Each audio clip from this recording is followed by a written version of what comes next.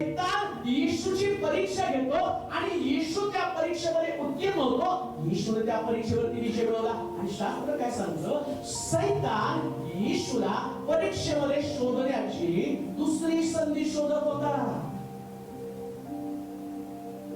तर येशूला तो संधी शोधतोय, कोणती जाडकी पत्ती.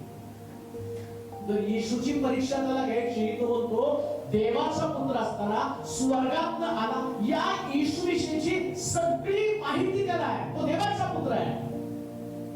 आठवतं का गसेकराच्या प्रांतामध्ये भूतग्रस्त आणि किंचाळत बाहेर आला. काय तो काय होतो भूतग्रस्त, अरे परात्पर देवाच्या पुत्रा, तू आमच्यामध्ये का पडतोस, वेळेपणी तू आमच्याकडे का आलास.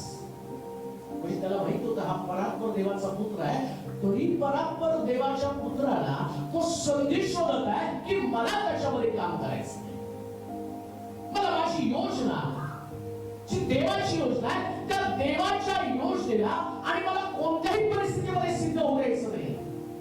ऐका नीट, येशूच्या बाबतीमध्ये देवाची योजना काय होती की तो वधस्तंभावरती सर्व जगासाठी मारला जावा, वधस्तंभावरती त्याचं मरण व्हावं.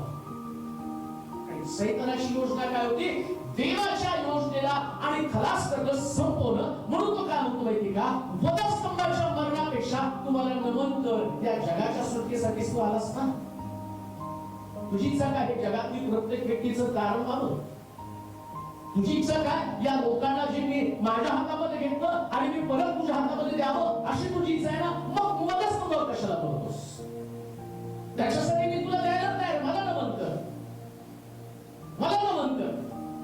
मग तो सैतान वेगवेगळ्या पद्धतीनं त्याला ट्रॅपमध्ये संधी मिळाली. आता संधी मिळाली तर त्या संधीच्या द्वारे देवाची योजना हणून पाडण्याचा प्रयत्न करते. इथे का तुमच्या प्रत्येकाच्या जीवनामध्ये देवाचा एक प्लॅन, एक योजना आहे.